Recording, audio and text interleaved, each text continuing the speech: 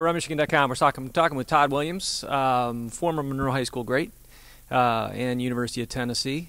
For those of you who don't know, Todd had a great career at Monroe High School, multiple-time state champ, and an amazing career down at Tennessee before moving on to a professional career with Adidas, and a two-time Olympian. And Todd is back in Michigan, speaking about his product, Run Safer, that he started up recently. Todd, tell us first about your high school days back in Michigan and kind of how excited any great memories you've had of kind of way back when. A lot of great memories. Every time I come home, I always go for runs around the streets of Monroe, and I think about running for Coach Bork at Monroe High School and all my teammates, and really when I come to events like this, when I talk to the middle schools and the high schools about distance running and how to get started, my foundation is Monroe. If I didn't have my family, my friends, and the great coaches that I had there, none of this would have been possible. So, yeah, when I fly into Detroit Metro and I get into the hometown of Monroe, it's always a good feeling. Well, back in those high school days, anyone special you had, kind of any rivalries you had back then, or what motivated you back then to to accomplish what you did?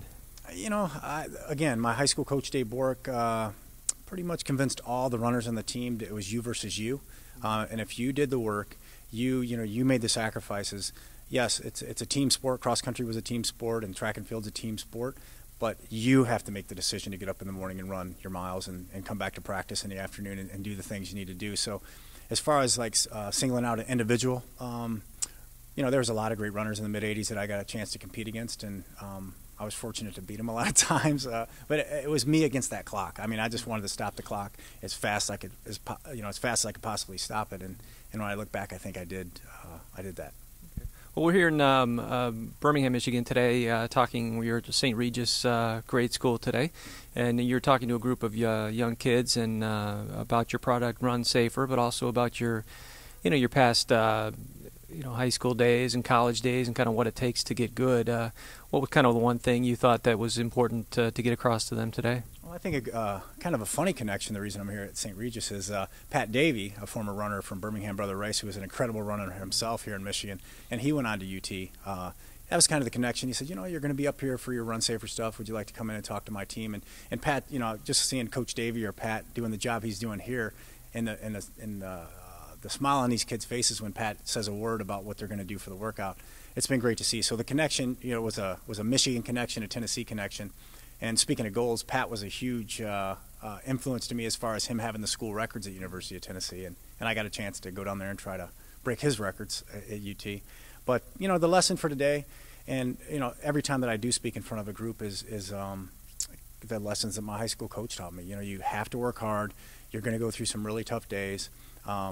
Anything that you do in life, and if you're really focusing on running, it's like a roller coaster that keeps going up. If that makes any sense, you're going to have your ups, you're going to have your downs, but if you have consistent hard work, you're going to get better and get better and get better through those ups and downs, and that's the way I think you should really attack everything.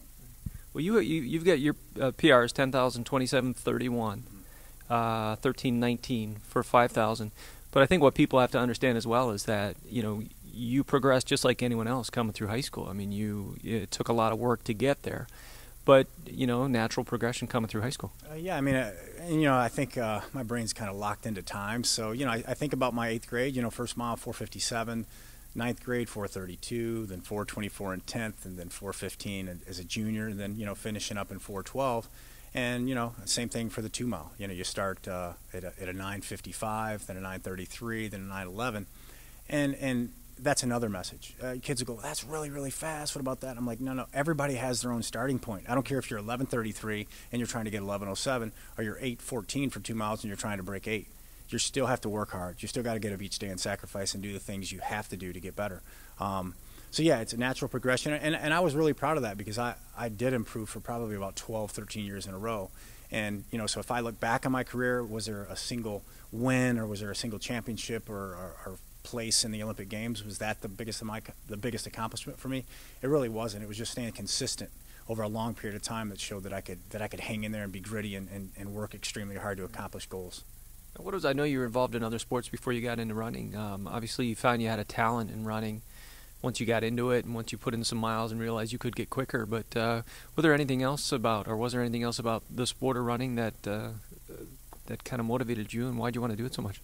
I think it was, you know, I was in team sports. I mean, I started with an individual sport in swimming. Then I wrestled a lot, and then I went into the team sports with basketball, football, baseball, and all those sports were great. I think what clicked with me the most with running is, you know, I did have success early. You know, one of the first miles. I guess when you really look back at my career, I ran an 8th grade mile of 4:57, and then 9th grade I ran 4:32.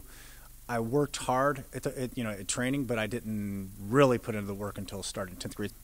Now you're talking today to a group of kids just about that, about putting in the work, and how important is that to kids getting into running, high schoolers these days? Well, you know, I have 2 daughters. I have a 16-year-old and a 13, and I probably preach too much about how hard you have to work, because I always looked at my career like I was the least talented athlete on the team. You know, a lot of people would say, man, you're crazy thinking you're the least talented. You ran 8:57 for 2 miles in high school and 4:12. But that was my approach. I mean, I showed up to practice every single day thinking that I was the JV guy trying to make the varsity. And, you know, all the way to the Olympics, I felt that way.